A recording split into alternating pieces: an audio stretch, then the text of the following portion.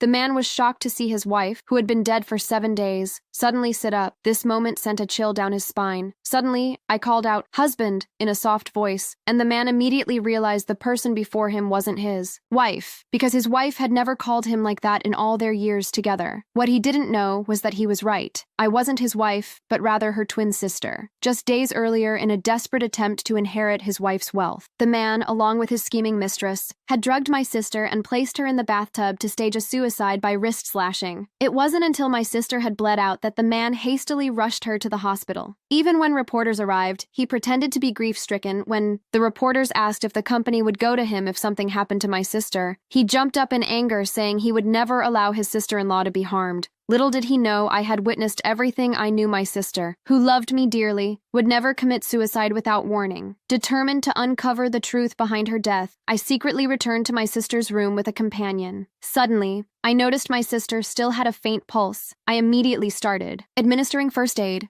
Though I managed to temporarily save her life, she remained unconscious without hesitation. I created an identical wound on my own wrist. At that moment, I heard the man's voice. I quickly instructed my companion to take my sister away. I lay down just seconds before he entered. He received the news that my sister had passed and brought reporters in for a staged display. I watched as he wailed beside her. After the reporters left, the man immediately changed his demeanor, calling in his mistress, and began to behave provocatively, right in front of my sister's lifeless body. At that sight, I was so furious I wanted to tear them apart. Unexpectedly, the mistress noticed the scene, but the man dismissed her claims, saying she was simply guilty because she had seen him with another woman, and that my sister had been declared dead by the doctor, so she couldn't possibly still be alive. However, the mistress insisted that she saw me move upon hearing this. The man quickly checked for a pulse, pressing his hand to my neck for 2 minutes, but found no breath. To be absolutely sure, he then tightly strangled my neck. Just as I was on the brink of suffocation, his phone suddenly rang. It turned out the board members had all arrived, and to quickly secure the inheritance of the company, he planned to summon all the shareholders to the hospital for one final performance with my sister before disposing of her for good. What he didn't know was that he would soon pay for his actions. As the shareholders gathered in the room, the man wasted no time, declaring that he would change the company's name to his own. Though the shareholders suspected something was wrong, they remained silent, having already been complicit with the man for the benefits they had received. Just as the man was about to announce the name of his new company, a hand reached from behind and grabbed his arm. Then, he saw the supposedly dead woman sit up. The man recoiled in shock. Suddenly, I called out softly, "Husband!" The man instantly realized something was off, since his wife had never referred to him that way. He immediately demanded to know who I was. I pretended to be confused, explaining that I had called him husband because I had overheard their conversation.